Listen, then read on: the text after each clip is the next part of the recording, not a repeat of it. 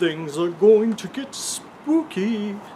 So this Halloween, maybe it'll be a Sinister Halloween. I know, unfortunately, I was hoping to record things around Halloween or on Halloween. It didn't quite work out that way, just with the way everything worked. But this Sinister Halloween really gives me the feel of Halloween just from the way it's set up. It's like a maze-like game where you explore scary forests, haunted houses, scary crypts, and creepy corn rolls. There's kind of a story where you get lost in these places and then you have to find people, from what I remember, but it's not really a story. It's just situation scenarios that are set up to have you go through an area that's scary and has like jump scares and whatever. So it's like a traditional FPS game meets Halloween, which is a really cool idea. Surprised it hadn't been done until like a few years ago with this. And there's survival maps, there's a single player story-driven campaign. I think the survival maps you can play with others. I didn't really get into them. I was more interested in the story-based stages. But there's tons of, this game is more creepy than outright scary, I find. You might get shocked to zombie groaning and coming around the corner, but it's not really scary.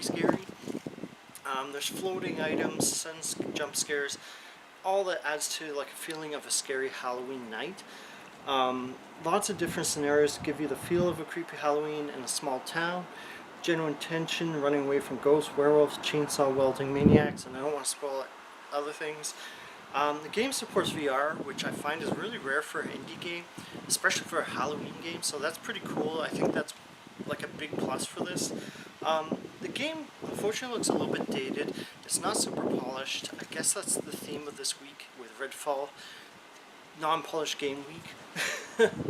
No offense, but the dialogue is kind of wonky. The animations are also a little bit, not fully fleshed out, but it does the job.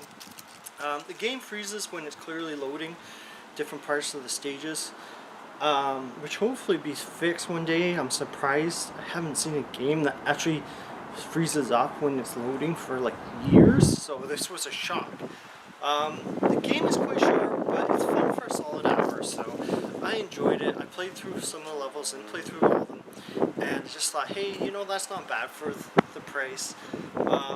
It's not really challenging, but it's more of a creepy experience. Even if you die, I think you just respawn later in the stage or somewhere in the stage, so you can't really permanently die, at least from the levels I remember. It goes for $10.49. It's the closest game I've ever played that manages to make it feel like Halloween, even if the graphics really feel indie and using basic assets.